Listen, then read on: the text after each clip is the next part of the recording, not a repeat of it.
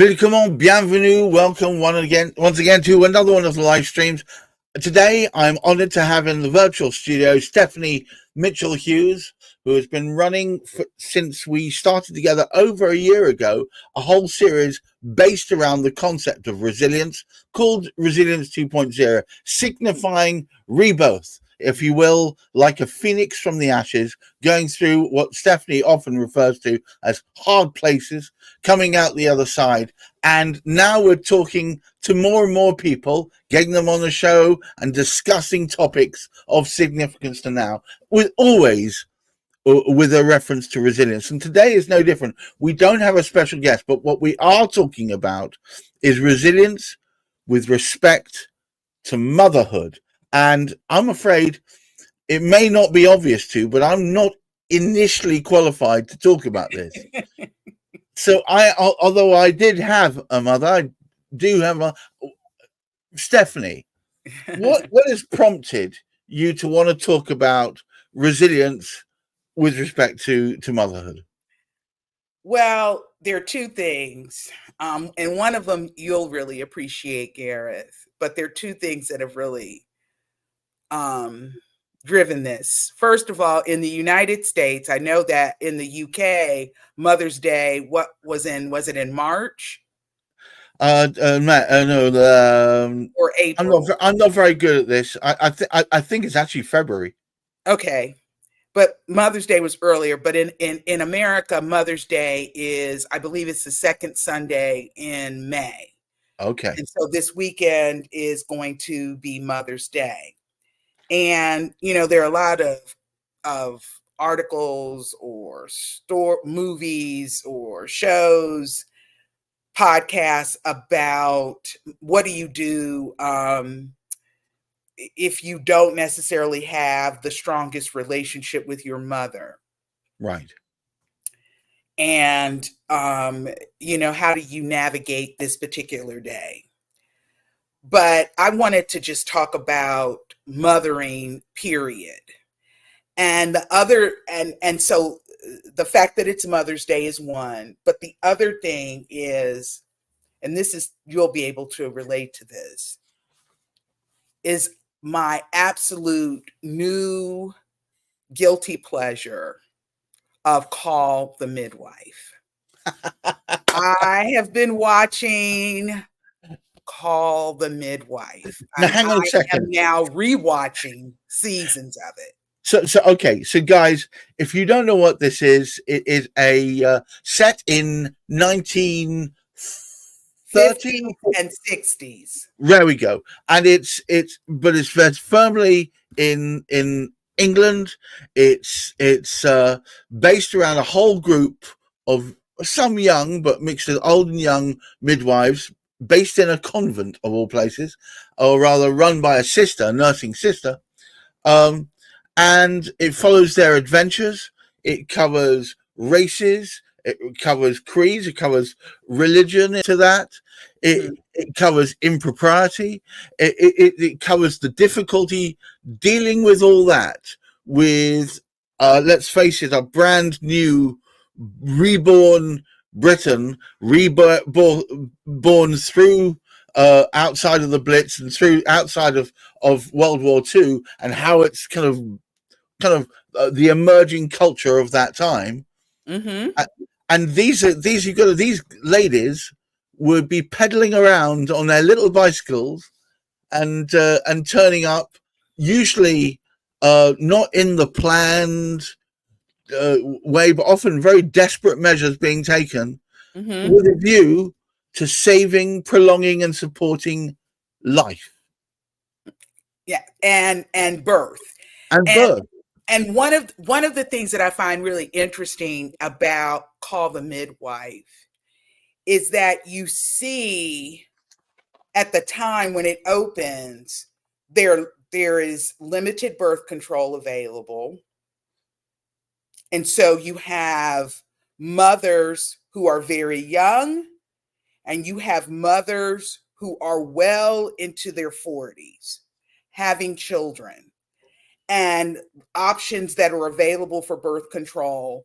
You have a group of people in London's East End near Poplar Street. I don't know if Poplar Street actually exists in London's East End. I don't know if it still does.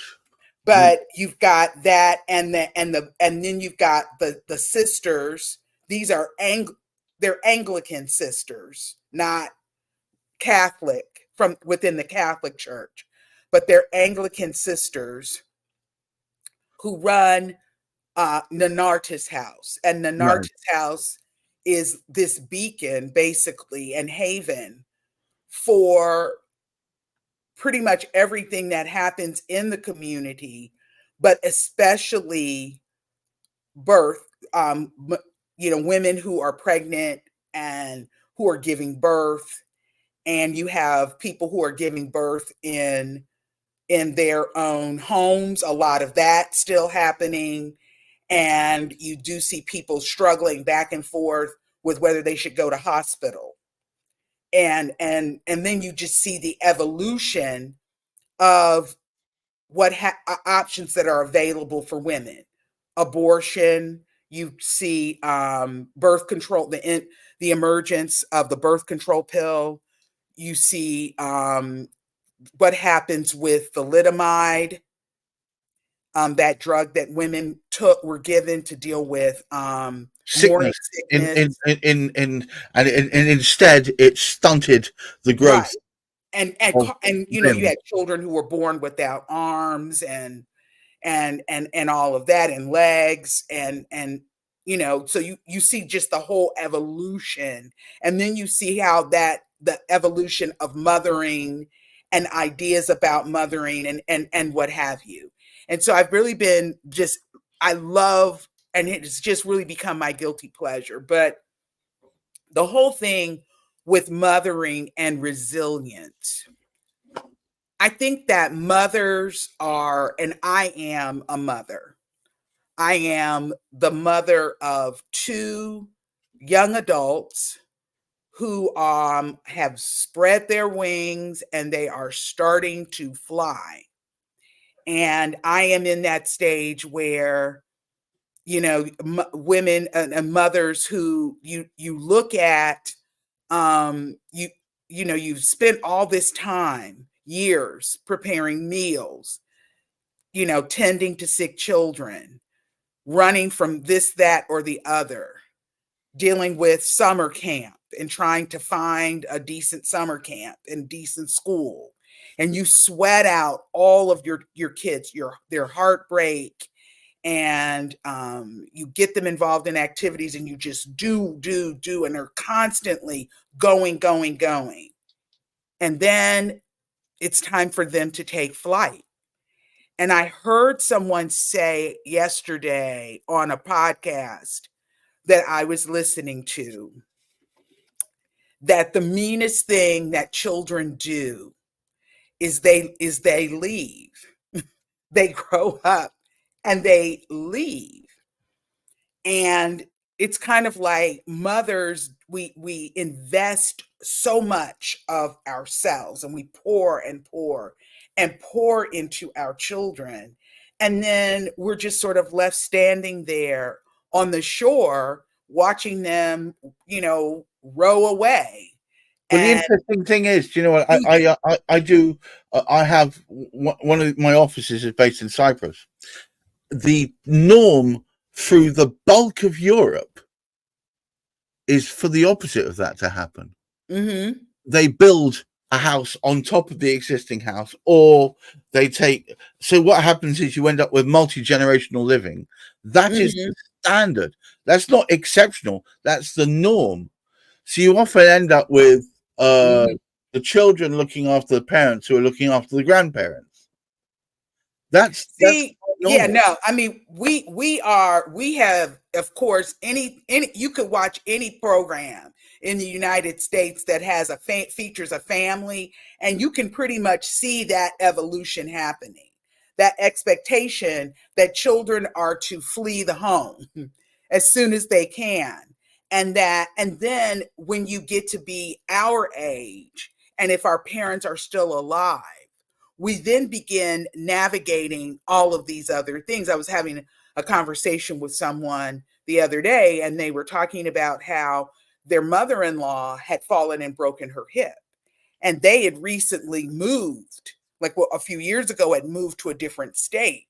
And now the question is, well, my mother-in-law has broken her hip, and we've had to move her from perhaps her home to a rehab facility. Well, who's going to be there to keep an eye on what goes on?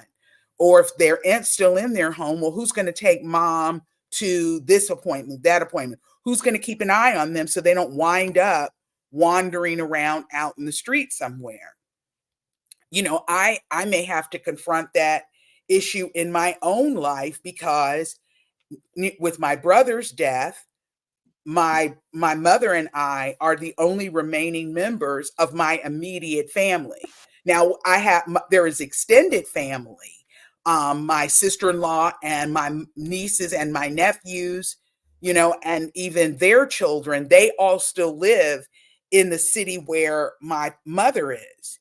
And right. So, but the question then is going to be, well, at some point, will I have to move and leave my life here and move to take care of my mother? Or what will happen if she's not able? So, that is that. But I think that in the United States, we have to, confront this issue of, are we going to just all move 1,000 miles away? And then what happens to mom or dad? I think the Europeans have it right. I would agree with that. I would agree with that, because we've evolved in the United States. We used to do that. Perhaps we all did not live in the same household and build extensions on houses. Perhaps people live down the street, right, or next door. Yes, but within the same area. Yeah, exactly. So, but then the thing with the mothering piece, I look at mothers and I think that regardless of how much money they have, regardless of where they live, how old they are, regardless of any of that, mothers work really, really hard. And we have to be resilient, because we see what start out as these little helpless infants, and then these little people who I call it velcroed to your hip. Or one mother characterized it as, I wore them like wet underwear. That's terrible. They're velcroed to me, or what. But these children, and you love them so much, and you just want to protect them. And I get that. I get that. But you know what? When I was a kid, right? My parents would open a door and say, "Go play," and I'd go out, and I'd be gone from 8 o'clock in the morning on a Saturday.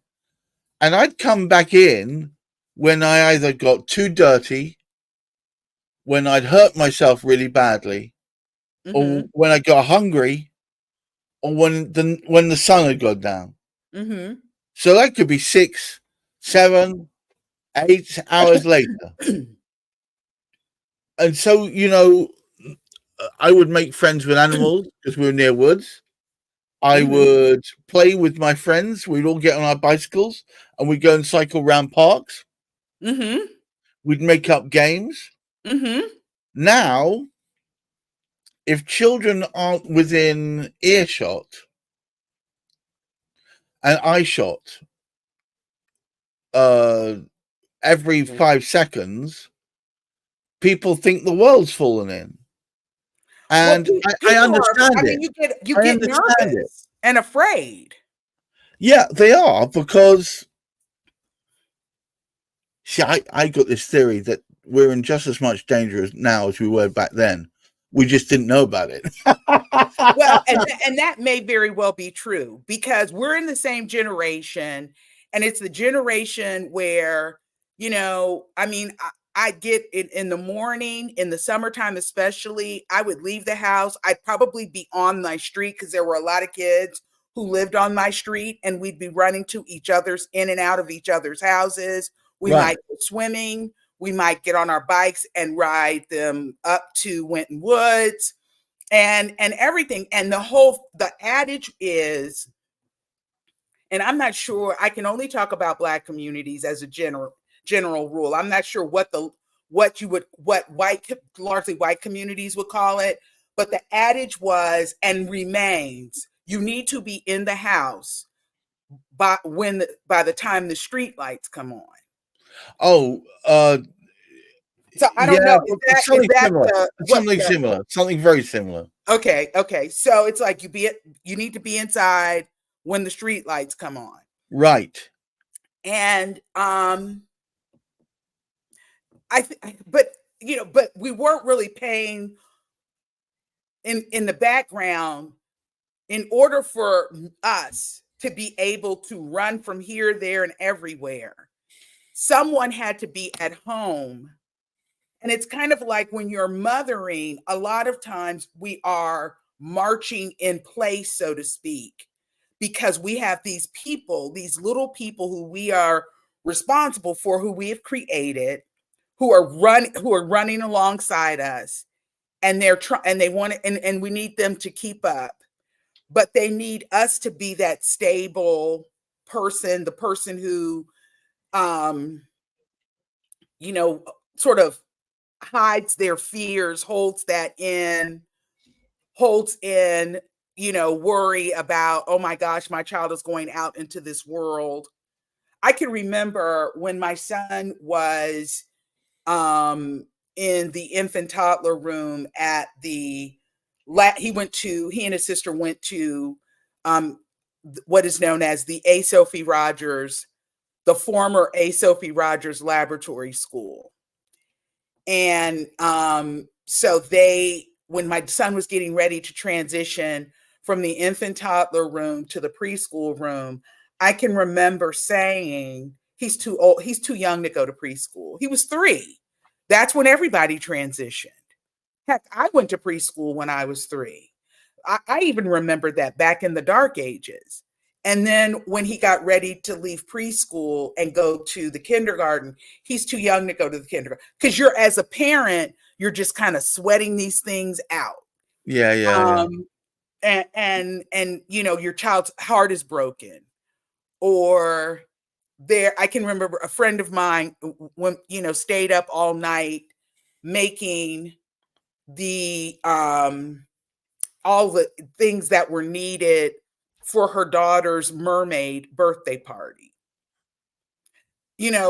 And just kicking herself because she said, I really made this way too complicated, but it's 3:00 in the morning and I'm here now. And so I might as well finish just finish the whole row here and get it together. But mothers, we are resilient and we make sacrifices for our children. And sometimes we don't always have the best attitude about the sacrifices that we make.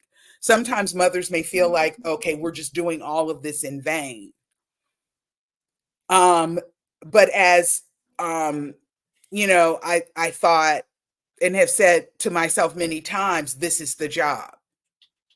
This is the job. I'm going to stand firm. And I'm going to do the work because my children did not ask to be here. And I owe them the very best that I can give them because I don't want to birth too much dysfunction that will be passed down from generation to generation. This is the thing, because once there is, it's been shown that it attaches itself at a genetic level. This kind of trauma, yes, it can, but it will travel through. But you know what, though, even though it may have been chaotic, even though mom may not have necessarily done, been this mother who was staying up all night making outfits or crafts or whatever, baking cookies. I understand maybe, the classic, doing 1950s mom. yeah, Yeah, I get mom that. may not have done those things. Mom may have struggled, Right. had her own struggles. But when you think about it, the people, even inmates in prison will celebrate their mothers. Yes. In large part before they will celebrate their fathers. Because in their mothers, they see some sacrifice, some resilience, strength that she had to have in order to do the things that she needed to do to raise them. That is, and I think that transcends geography, it transcends race, it transcends socioeconomic class. And so I just want to celebrate mothers as being the essence of resilience. And on that note, Yes. I think that's a perfect note to finish. Guys, thank you so much for taking the time out on in England a warm and muggy afternoon. In America, I don't know what you have there. Is it pleasant? Well, today it is. We have not, I mean, it has been raining and we are stuck in rain and then sunshine, but right now it's sunny and it is actually 60 degrees in May. I wish all of you a wonderful, serene weekend. Thank you from me and from Stephanie for taking the time out of your day to spend with us. And I wish you all a great time, a wonderful weekend, and of course, excellent mental health. Until the next time we speak. Bye-bye now. Bye.